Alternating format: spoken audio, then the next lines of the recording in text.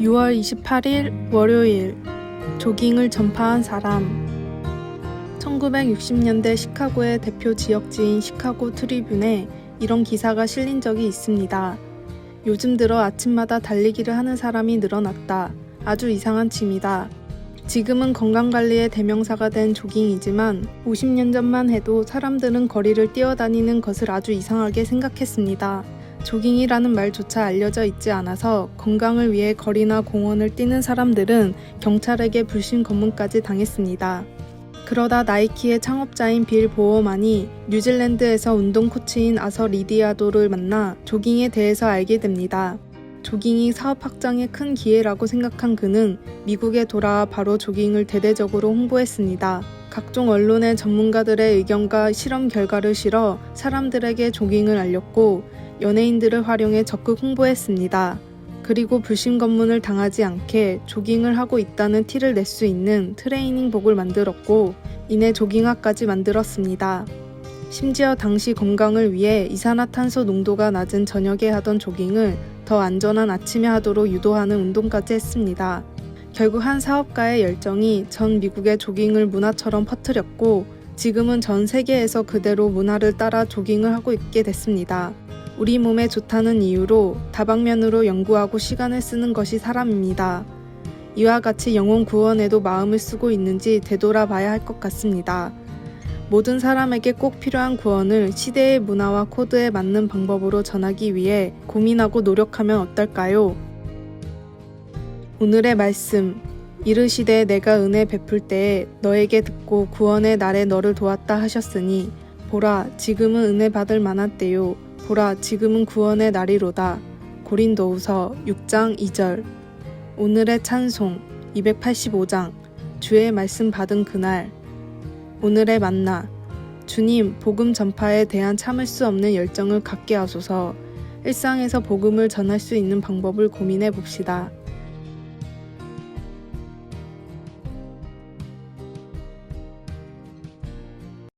(6월 29일) 화요일. 집 청소. 우리는 가끔씩 집안 분위기를 바꾸기 위해 대청소를 하고 가구의 배치를 바꾸기도 합니다. 어질러진 물건들을 그대로 새 방으로 옮길 수 없어 방을 옮기는 일은 생각보다 오래 걸리는 일입니다. 완전히 새롭고 정돈된 상태로 다시 시작하고 싶은 마음에 오랜 시간 동안 청소하고 정리정돈을 하고 나면 버리고 기부하고 재활용할 짐 보따리가 문 앞에 쌓입니다. 이렇게 힘든 과정의 결과 아름다운 방이 생겼고 그 방에서 지낼 것을 생각하니 마음이 들뜨게 됩니다. 방 청소를 하고 나서 메시지 성경의 베드로전서 2장 1절 말씀을 읽어보십시오. 이 구절이 새로운 시각으로 다가옵니다. 그러므로 집을 청소하십시오. 악의와 이선, 시기와 악담을 말끔히 쓸어내십시오. 흥미롭게도 베드로는 그들이 주 안에서 사는 새로운 삶에 대한 기쁨을 고백한 후에 악습을 버리라고 권면합니다. 주님과 동행하면서 뭔가 혼란스럽다고 느끼거나 이웃을 향한 사랑이 이제 부담으로 느껴질 때 그것 때문에 구원을 의심해서는 안 됩니다.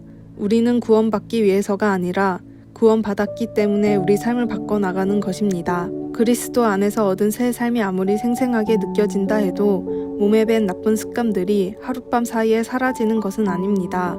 그러므로 우리가 다른 사람들을 온전히 사랑하고 성장하지 못하도록 방해하는 모든 것들을 버리기 위해 우리는 매일 집 청소를 해야 합니다. 그렇게 할 때 우리는 그 새롭고 깨끗해진 공간에 비로소 그리스도가 주시는 능력과 생명으로 새롭게 세워지는 놀라운 일들을 경험할 수 있게 됩니다. 말씀.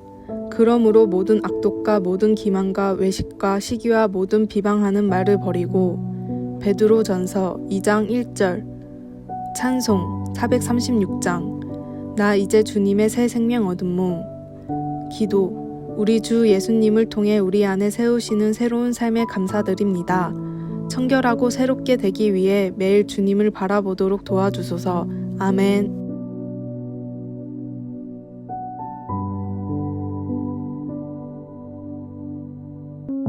6월 30일 수요일. 진짜 보물. 훌륭한 이야기꾼인 앤소니 드 멜로 신부가 어느 피정 모임에서 했던 이야기입니다. 한 수도자가 마을을 지나는데 누군가가 기다렸다는 듯 달려와 넙죽 절하며 말했습니다. 선생님이 갖고 계신 것 중에 가장 값진 보물을 제게 주십시오. 그게 무슨 소리요? 물었더니 어젯밤 꿈에 하나님께서 나타나 내일 아침 동네 어귀에 나가면 한 사람을 만날 텐데 그에게 부탁하면 가장 값진 선물을 얻을 수 있다고 말씀하셨다는 것이었습니다. 수도자는 지고 가던 보따리에서 휘황찬란하게 빛나는 커다란 다이아몬드를 꺼냈습니다. 아, 이걸 정말 제게 주시는 겁니까? 그렇소. 오다가 주운 것인데 수도하는 내게는 별로 필요치 않은 것이니 당신이 가지시오. 그 사람은 다이아몬드를 받아들고 신이 나서 집으로 돌아왔습니다. 그런데 무언가 마음이 편치 않았습니다. 종일 생각에 잠겨 있다가 저녁 때에 다시 수도자를 찾아갔습니다. 다이아몬드를 되돌려주며 이렇게 말합니다. 다이아몬드는 제게 필요치 않을 것 같아요. 이것보다 이처럼 큰 다이아몬드를 선뜻 내줄 수 있는 그 부유한 마음을 제게 주세요. 수많은 사람들이 다이아몬드를 찾는 세상입니다. 그런데 무엇이 정말 값진 보물일까요? 우리는 성경에서 밭에 감춰진 보물 이야기를 듣습니다. 나의 모든 것을 팔아서 그 밭을 사는 인생인가요? 구하는 대로 주신다는 하나님 앞에 나는 무엇을 구하고 있습니까? 오늘의 말씀, 나와 같이 모든 일에 모든 사람을 기쁘게 하여 자신의 유익을 구하지 아니하고 많은 사람의 유익을 구하여 그들로 구원을 받게 하라. 고린도전서 10장 33절. 오늘의 찬송 368장. 주 예수여 우리를. 오늘의 만나. 주님, 그 어떤 것보다도 더욱 주님을 사랑하고 알아가게 하소서. 그 어떤 큰 복보다 주님을 더욱 바라며 사랑하십시오.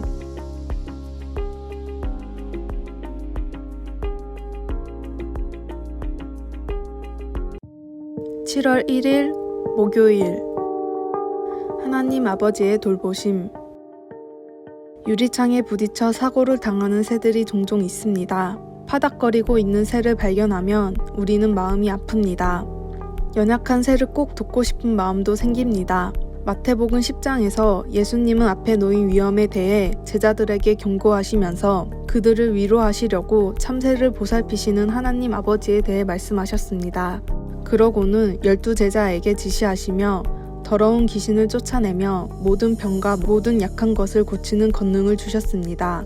그렇게 할 수 있는 능력이 제자들에게 대단하게 보였을지 모르지만 통치자나 자신들의 가족 그리고 함정에 빠뜨리려는 악한 자들을 비롯한 많은 사람들이 그들을 대적하게 될 것이었습니다. 그런 뒤 예수님은 10장 29절에서 31절에서 제자들에게 절대로 하나님의 돌보심에서 벗어나지 않을 것이므로 어떤 일을 만나든지 두려워하지 말라고 말씀하셨습니다. 예수님은 참새 2마리가 한 아사리온에 팔리지 않느냐, 그러나 너희 아버지께서 허락하지 아니하시면 그 하나도 땅에 떨어지지 아니하리라.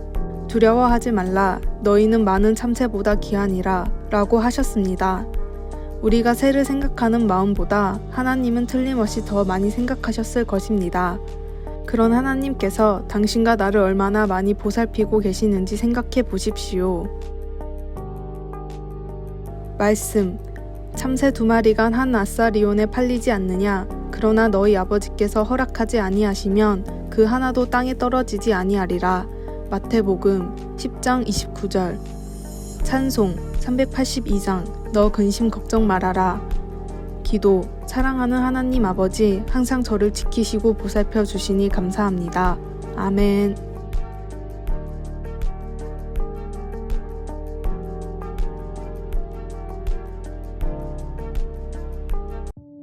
(7월 2일) 금요일.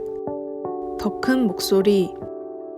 그리스 신화에는 바다에서 선원들을 유혹하는 세이렌이라는 전설의 동물이 나옵니다. 얼굴은 아름다운 여자이지만 몸은 독수리인 세이렌은 폭풍과 치는 바다에서 감미로운 노래를 불러 선원들을 유혹해 바다에 빠져 죽게 만듭니다. 경보음을 알리는 사이렌의 유래도 이 세이렌에서 나왔습니다. 세이렌은 카프리스 섬과 세이레스 섬을 지나는 해협에서 항상 출몰했는데 이곳을 지나는 선원들은 기도 막아보고 의지로 이겨내려고 힘도 내봤지만 버틸 수 있던 사람은 한 명도 없었습니다. 그러나 유일하게 음악가인 오르페우스가 탄 배의 선원들은 유혹에 넘어가지 않고 무사히 해협을 건넜습니다. 타고난 성량이 좋았던 오르페우스는 세이렌의 노래가 들리자 곧 배전으로 나왔습니다. 그리고 있는 힘을 다해 목청을 높여 노래를 불렀습니다. 오르페우스의 우렁찬 성량이 세이렌의 유혹의 소리를 뒤덮었고 그 결과 배에 탄 선원들까지 무사히 해협을 건널 수 있었던 것입니다. 세상을 살아가는 그리스도인들에게도 유혹의 소리가 계속해서 들려옵니다. 때로는 그 소리에 귀를 막고 이기려고 노력도 해보지만 그럼에도 버티기 힘들 때가 많습니다.